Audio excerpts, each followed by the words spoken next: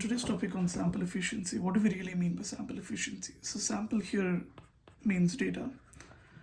So we're talking about how many samples do we really need to learn a particular task. And the motivation here is when we apply this to LLMs, how efficient are we in terms of learning representations of tasks and data sets. And the motivation for this study is primarily stemming from the recent LLM model training that focuses on trillion plus tokens, which is enormous. Trillion plus tokens being used for training state-of-the-art large language models. So the real question is, are we being efficient in training these LLMs? And one way to think about this efficiency is to compare to humans, about how humans learn different concepts. And while learning is mostly associated to training a model, I think there's also this concept of applying, which is inference, where once we've learned a particular task or concept, how do we apply this using inference techniques?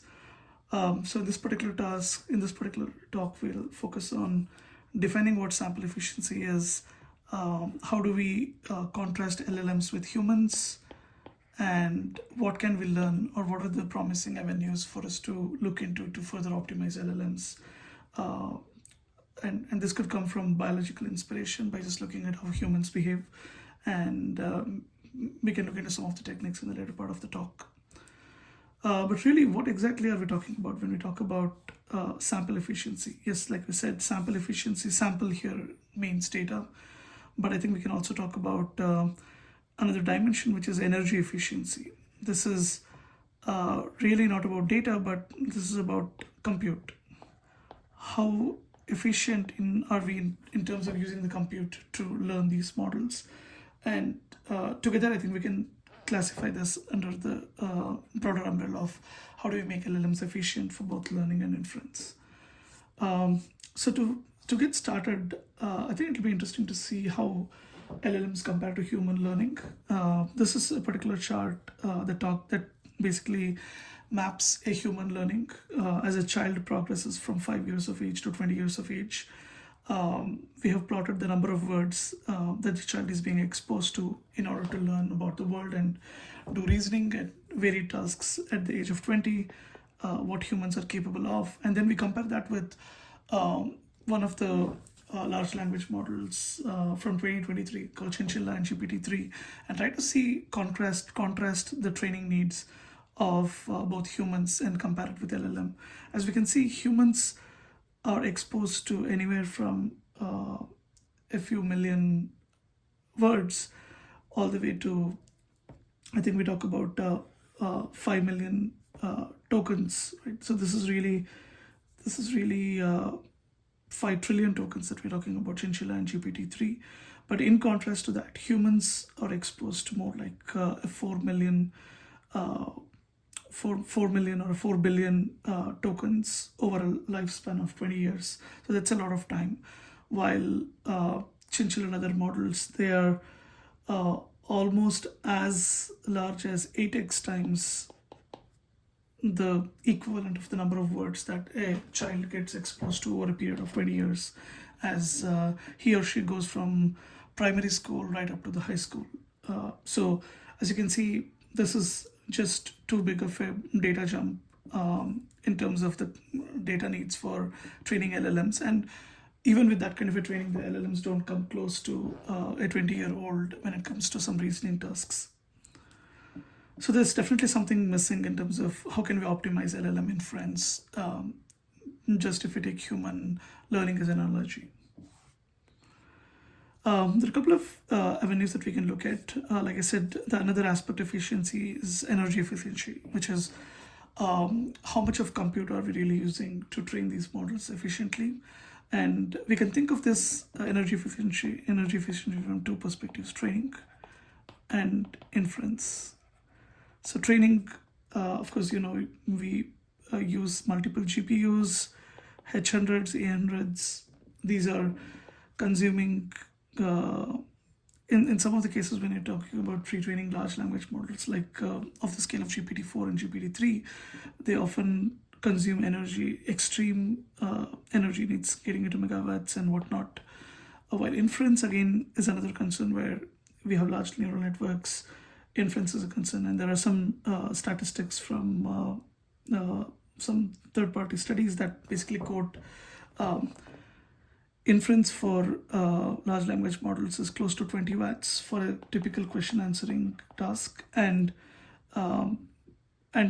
what is being told is 20 watts is typically what humans would need for almost like one full day to be able to function reasoning on multiple tasks. So that's a huge gap again on the energy efficiency side as well.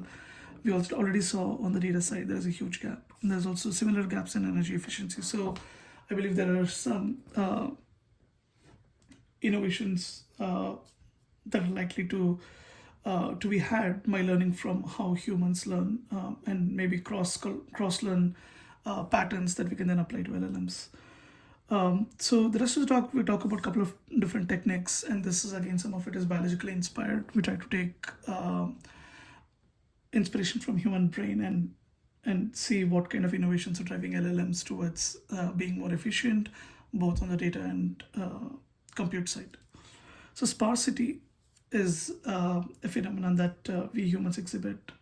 At any point in time, it is said to be the case that for different kinds of tasks, certain parts of our brain gets activated, and that helps to really solve the tasks. So what we call as lighting up the brain, and out of the trillion plus neurons that we have in our brains, not all of them are active at all the time, depending on the kind of tasks. Like if it's a memory retrieval, there could be a certain set of neurons which will be more active working on that particular task. Whereas if it's long-term reasoning, if that's emotion, again, there are like different aspects or different parts of the brain being activated to be able to answer that particular tasks, right? So similarly, I think on the LLM side, we can benefit from sparsity, and there are already techniques like mixture of experts, which is using this phenomenon inspired from brain, where in order to train a giant neural network,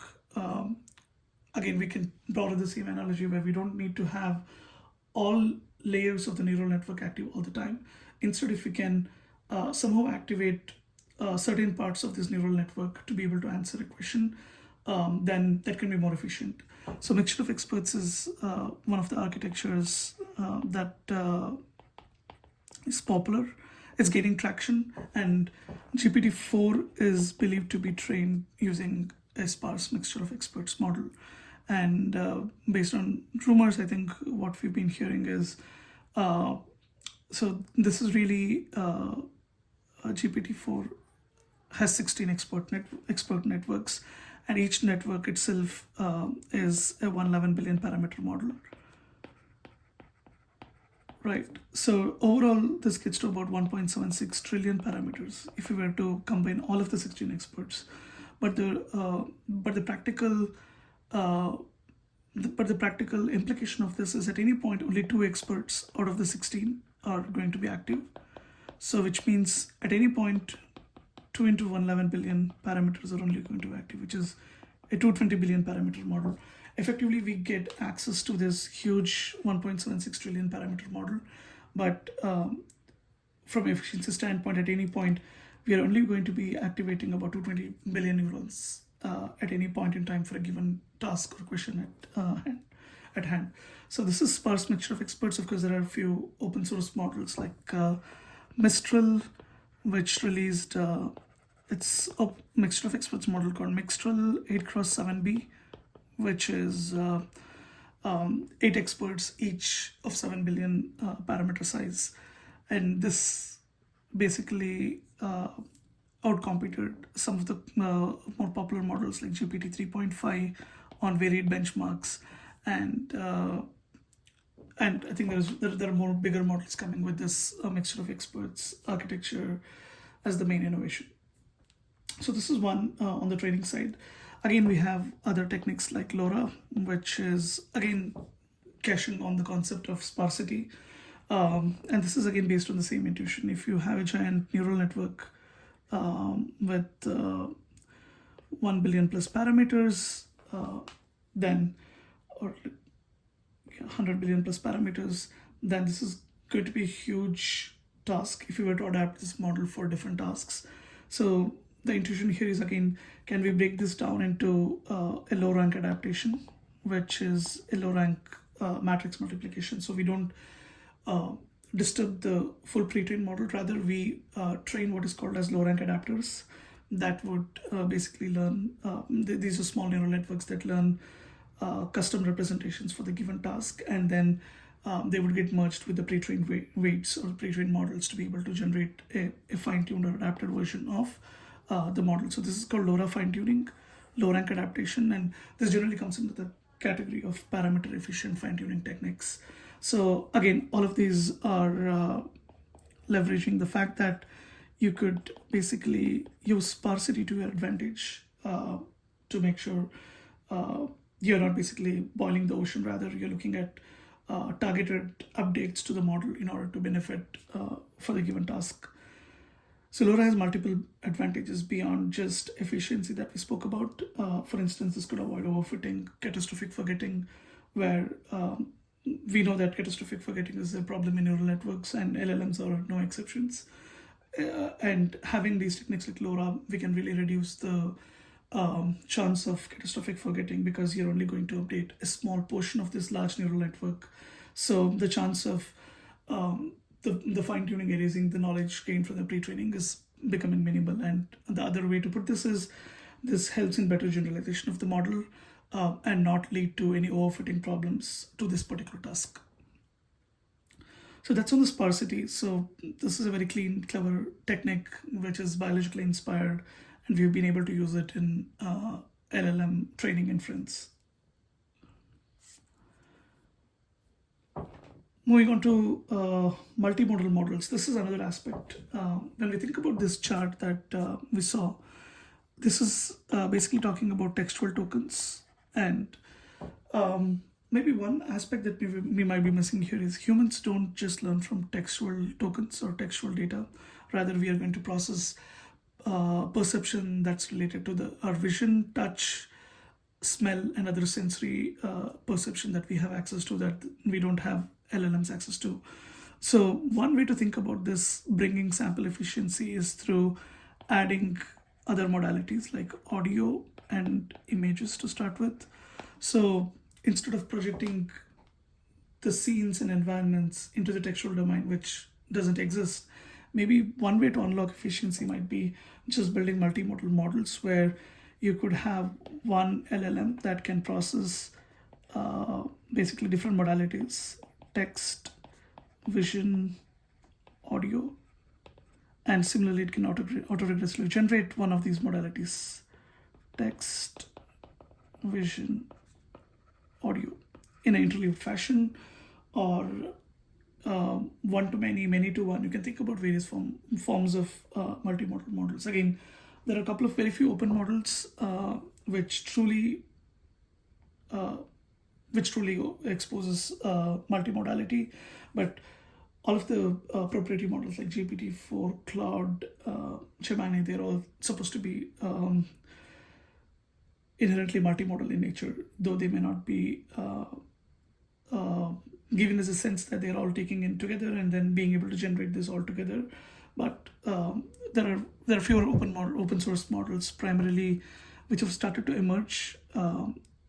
Maybe not combining all of these modalities, but let's say there is one particular problem that's solved, which is text plus vision, and then there could be a few models that are showing up as text plus audio, what is called as audio language models, and then these are called vision language models.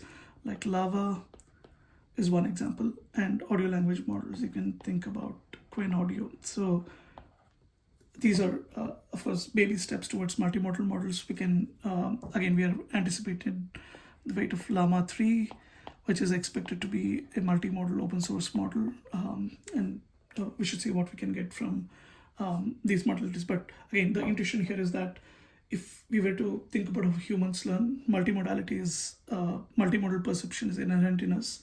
So maybe there is this aspect where LLMs can also benefit from multimodality. This is an interesting topic, and something that is close to my heart is about differential compute. When we think about differential compute, this is really taking the idea that there is inherently a complexity attached to a task. And today LLMs don't differentiate complexity. So you ask a factual question, what is the capital of United States? And let's say this is your question 1, and this is question 2 could be, why does the NVIDIA stock show momentum? Which is sort of a more reasoning question, and to be able to answer this you need a lot more system 2 thinking, and I'll come to what is system 2 and system 1 thinking. Whereas the first question is more like, in terms of complexity, I would assume Q2 is complex than Q1, because Q1 is basically a fact retrieval versus Q2 is more that needs reasoning, retrieval, knowledge, and a couple of other related tasks. So today LLMs don't differentiate the complexity of this question versus complexity of the other question. So it treats everything equally. So the moment it sees this question, it starts to auto-generate tokens without necessarily differentiating compute, where for this question you want to allocate maybe more compute because that's a more harder question than the question 1. And inherently that's, if you were to think or map this to human brain, again, this is a concept that was coined by Daniel Kahneman. System 1 and system 2 thinking. System 1 thinking is basically habitual things, which is it could be factual, it could be things that are quick, easy to remember, that comes from your memory RAM. System 2 thinking is the one that needs actually solutioning by thinking aloud, breaking down into steps, doing tracing, building a hypothesis path and whatnot, right? In this case, the kind of typical things that you would do is you would want to see what's happening in the news in terms of why NVIDIA is showing momentum. It could be a release of new chip, or it could be a speculation of a bigger model that is being released by NVIDIA, and it could be multiple other reasons. So this needs to really retrieve multiple facts from different systems, put together multiple hypotheses, evaluate, and then be able to give a judgment about why it could be the case that we are seeing a momentum, right? So today, LLMs don't inherently do that. We, of course, use advanced prompting techniques like React, reflection, and a couple of other techniques, which are basically the same, different ways to put to use the questions that you can basically ask these decomposing questions, the high-level question into component questions, and be able to stitch them together to paint a coherent story for why something could be happening in the stock market for NVIDIA, right? So this figure is basically talking about that. There could be a fixed cost to getting towards, for one of the tasks, it would be a fixed cost associated with it. But then for something like Q2, there could be a variable path where you could like go across multiple subcomponents, each with variable cost to answer that question. So I think today LLMs don't do that. So in some ways, if we can bring differential compute, the analogy of differential computing to LLMs, that would be super helpful. And it's not to say that there is no innovation happening here. There are two particular innovations that already does this. One is speculative decoding. So speculative decoding exactly does that. It tries to use smaller draft LLMs to be able to speculatively decode what the responses might be, and then have the target LLM, which is the bigger LLM, basically accept them or reject them. So it greatly saving the time to generate the tokens. The other paper that recently came from DeepMind is called Mixture of Depths. So this is related to providing variable compute at the time of training, where depending on the complexity of the tokens, you could give more compute to certain layers of the neural network or certain segments of your input tokens So this is again based on concept of having a fixed budget and how do you allocate it across your neural network and input and your input tokens to be able to maximize compute where it is needed rather than allocating a fixed compute across all tokens. So these are basically leveraging the key concepts behind differential computing.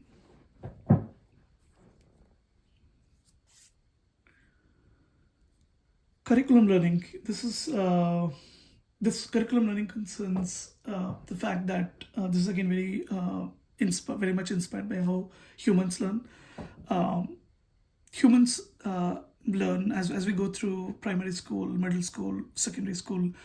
We have a sequential way of learning things, right, from foundational language to basic sciences, and then building on to that to build basic science theories, and then going on to build more complex physics, chemistry research, or it could be specialized domains in engineering where you could be looking at construction, mechanical engineering, electronics engineering, computer science, each of these being specializations that you keep building on these foundational blocks. So a curriculum learning is a concept that is borrowed from reinforcement learning, where what is the equivalent of that in the LLM space, right? How should we basically train our LLM models? And this involves questions like what task mixtures to train our models on pre-training, how much of this should be code, how much of this should be QA, how much of this should be social sciences, etc., right? So you could think of this as task mixtures. Another way to think about is how do you want to introduce data? Like I said, in schools we learn from basic sciences and then build on the complexity. So maybe here, what is that analogy here? Do we want to learn chronological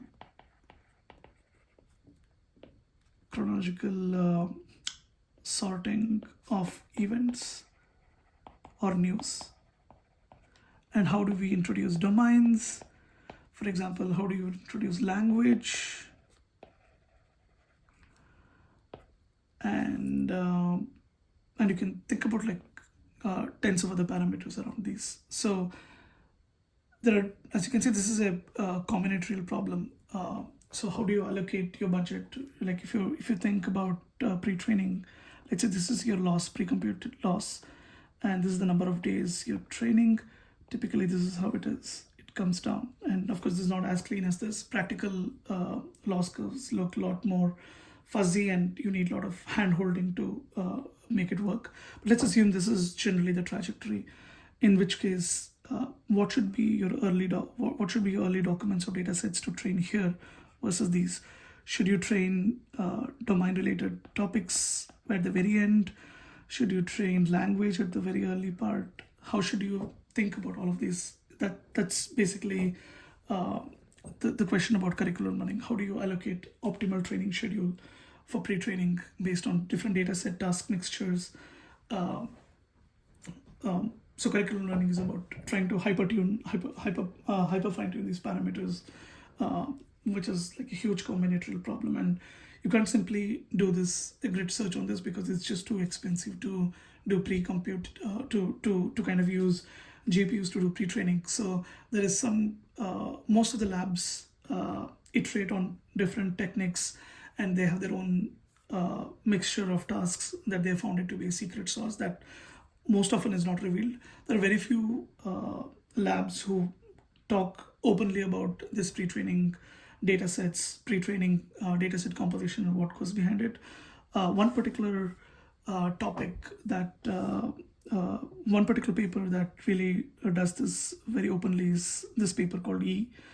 They talk about how does a pre-training pipeline look like. As you can see, it's basically a bunch of different data cleansing, data deduplication, topic diversity, and like a whole bunch of data systems that are put in place to ensure they get highest quality data for pre-training.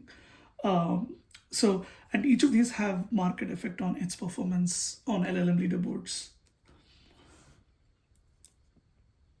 So, and there is another paper which is slightly older, which is called Textbooks is All You Need. textbooks is all you need is a paper that basically released models called Phi. And they are like really small models, 1.5 billion, 3 billion parameter models that competes with 7 billion, 14 billion models on varied benchmarks. And the biggest distinction they make is the reason why they call this as textbook is all you need is because these are really high quality data sets that they generate, high quality textual data sets that they use to build these models. So it's called textbooks is all you need. It's a very interesting paper. But curriculum learning overall is concerned with how do you basically schedule the learning of your LLM by what are the kind of sequential things that you would do to get to a high quality pre-trained model. So that's curriculum learning. And finally, there's this concept which is called model merging. This is a fairly recent phenomenon, but it has its roots from computer vision. Computer vision was the early field which started to experiment with this. And the concept is simple. You have a base model. Let's assume you have a base model B, and let's say you adapt this base model for different tasks, and you build task-specific models. Let's call it B1, B2, B3, and assume these could be LoRA fine-tuned or other variants of it, but these are basically fine-tuned versions of the base model for different tasks. Let's say one of them might be good at code, one of them might be good at Q&A, one of them might be good at chat, right? So now you have this capability. Model merging is all about how could you sort of use these weights learned from each of these fine-tuned models to generate meta models that preserves the benefit of each of these fine-tuned models. So for instance, if you had these as the weights here, if you had these as the weights here, and right, you could really start to do a couple of things, right? You could do an averaging. You could do a weighted averaging. Maybe you want to weight different tasks or different fine-tuned models, give different weightage, and then arrive at a mean averaged weights, which is known to perform well on each of these tasks together without losing its generality. And then there are a couple of other things that you could do. For instance, if these are all from the same architecture, you could start to basically assemble different parts of the network. You could kind of use them and then merge them together. This is called data flow space. So you can really do merging in two aspects. One in the parameter space, which is the things that we talked about, weight averaging and some kind of a weighted averaging of the weights, or some clever interpretation of weights to be able to arrive at the final weight matrix.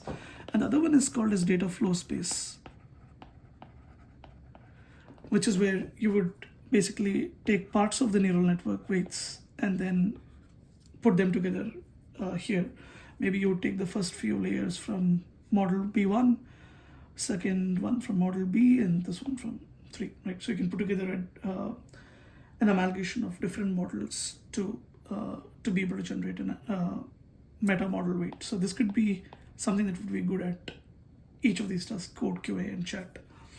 And recently there was a paper from Sakana Labs, Sakana AI Labs. This is from Japan, and they talk about doing these kind of merging and what they call it as model soups. Again, this is a computer vision paper that talks about techniques for merging models. So you could really, what they do is basically they talk about these combining models from parameter space and data flow space. But instead of hand tuning this by trying out different permutations, they use an evolutionary algorithm to kind of optimize what's the best way to combine these different models to achieve state-of-the-art performance. So in that particular paper, they talk about two tasks. They take a model that's really good in Japanese language understanding, and then they take another model which is good at math, and they try to bring both these capabilities into a single merged model that outperforms task-specific models that are trained on math and language. So they outperform, a single model outperforms both these benchmarks. So cool work, and there is more happening here. Again, this is something that we could think of as an analogy to humans. We have our own mental models, and often we might be using multiple mental models together in some kind of a combination to be able to do decisions. And this could be one way to also be more efficient at what we do.